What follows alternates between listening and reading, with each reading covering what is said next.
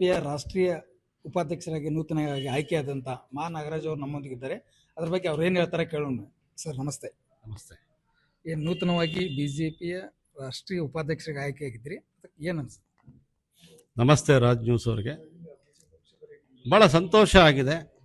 ವಿಶೇಷವಾಗಿ ಕರ್ನಾಟಕದ ಎಲ್ಲ ಸಮುದಾಯಗಳ ಪರವಾಗಿ ಮತ್ತು ವಿಶೇಷವಾಗಿ ಹಿಂದುಳಿದ ಸಮುದಾಯಗಳ ಪರವಾಗಿ ನಾನು ರಾಷ್ಟ್ರೀಯ ಅಧ್ಯಕ್ಷರಿಗೆ ಧನ್ಯವಾದಗಳನ್ನ ತಿಳಿಸ್ಲಿಕ್ಕೆ ಇಚ್ಛೆಪಡ್ತೇನೆ. ಅದೇ ರೀತಿ ನಮ್ಮ ಮೇಲೆ ವಿಶ್ವಾಸ ಇಟ್ಟು ಈ ಜವಾಬ್ದಾರಿಯನ್ನು ನೀಡಲಿಕ್ಕೆ ಕಾರಣಕರ್ತರಾದಂಥ ಆದರಣೀಯ ಸನ್ಮಾನ್ಯ ಶ್ರೀ ನರೇಂದ್ರ ಮೋದಿಜಿಯವರಿಗೆ ಮತ್ತು ಸನ್ಮಾನ್ಯ ಶ್ರೀ ಅಮಿತ್ ಶಾಜಿಯವರಿಗೆ ಮತ್ತು ಕರ್ನಾಟಕದವರೇ ಆದಂಥ ಕೇಂದ್ರದಲ್ಲಿ ರಾಷ್ಟ್ರೀಯ ಸಂಘಟನಾ ಪ್ರಧಾನ ಕಾರ್ಯದರ್ಶಿಯಾಗಿ ಕೆಲಸ ಮಾಡ್ತಾ ಇರುವಂಥ ಸನ್ಮಾನ್ಯ ಶ್ರೀ BL ಸಂತೋಷ್ ಜಿಯವರಿಗೆ ಮತ್ತು ಕೇಂದ್ರದ ಮಂತ್ರಿ ಪ್ರಹ್ಲಾದ್ ಜೋಶಿಜಿಯವರಿಗೆ ಮತ್ತು ನಮ್ಮ ಪೂರ್ವ ಮುಖ್ಯಮಂತ್ರಿ ಶ್ರೀಯುತ BS ಯಡಿಯೂರಪ್ಪಾಜಿಯವರಿಗೆ ಮತ್ತು ರಾಜ್ಯದ ಅಧ್ಯಕ್ಷರಾದಂಥ ಶ್ರೀ BY ವಿಜೇಂದ್ರ ಅವರಿಗೆ ನಾನು ಈ ಸಂದರ್ಭದಲ್ಲಿ ವಿಶೇಷವಾಗಿ ಈ ಜವಾಬ್ದಾರಿಯನ್ನು ನನಗೆ ಕೊಡಮಾಡಲಿಕ್ಕೆ ಕಾರಣಕರ್ತರಂತ ಇವರೆಲ್ಲರಿಗೂ ನಾನು ಹೃತ್ಪೂರ್ವಕವಾದ ಧನ್ಯವಾದಗಳನ್ನ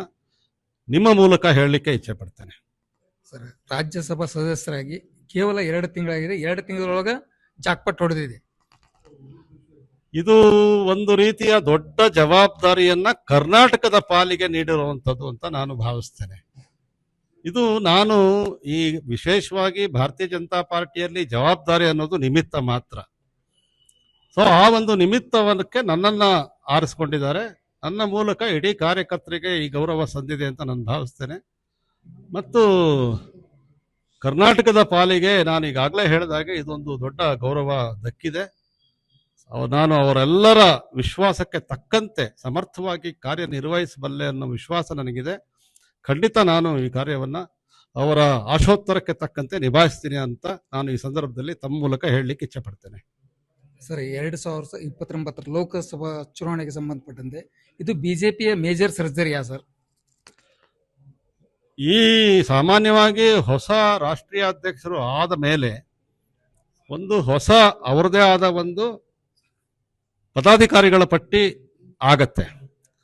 ಆ ಒಂದು ವಾಡಿಕೆಯಂತೆ ಈ ಒಂದು ಪದಾಧಿಕಾರಿಗಳ ಪಟ್ಟಿ ಇದೆ ಮತ್ತು ಸಹಜವಾಗಿ ಇದಕ್ಕೆ 3 ವರ್ಷ ಅವಧಿ ಇರುತ್ತೆ.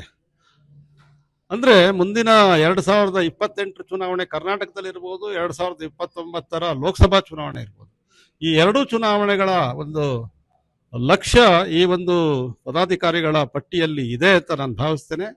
ಖಂಡಿತ ಒಂದು ಒಳ್ಳೆಯ ಶಕ್ತಿಯಾಗಿ, ಒಳ್ಳೆಯ ನಾಯಕರಾಗಿ, ಒಳ್ಳೆಯ ಕಾರ್ಯಕರ್ತರಾಗಿ ನಾವೆಲ್ಲ ಸನ್ಮಾನ್ಯ ಪ್ರಧಾನಮಂತ್ರಿ ನರೇಂದ್ರ ಮೋದಿಜಿಯವರು ಕೊಟ್ಟಂತಹ ಒಂದು ವಿಕಸಿತ್ ಭಾರತ್ 2047 ಅಭಿವೃದ್ಧಿ ಪಥದ ದಿಕ್ಕಿನಲ್ಲಿ ನಾವೆಲ್ಲ ಮುನ್ನಡೆಯುವಂಥ ವಿಶ್ವಾಸ ನನಗಿದೆ ಮತ್ತು ಮುನ್ನಡೀತಾ ನಮ್ಮ ಎಲ್ಲ ಕಾರ್ಯಕರ್ತರು ನಮ್ಮ ಜೊತೆಲಿ ಇರ್ತಾರೆ ಅಂತ ನಾನು ಭಾವಿಸ್ತೇನೆ.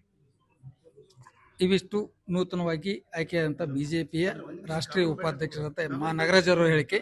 ಮಲ್ಲಿಕಾರ್ಜುನ್ ಪಟ್ಟೆ ಜೊತೆ ಸಂತೋಷ್ ರಳಿ, ರಾಜ್ ನ್ಯೂಸ್, ಹುಬ್ಬಳ್ಳಿ.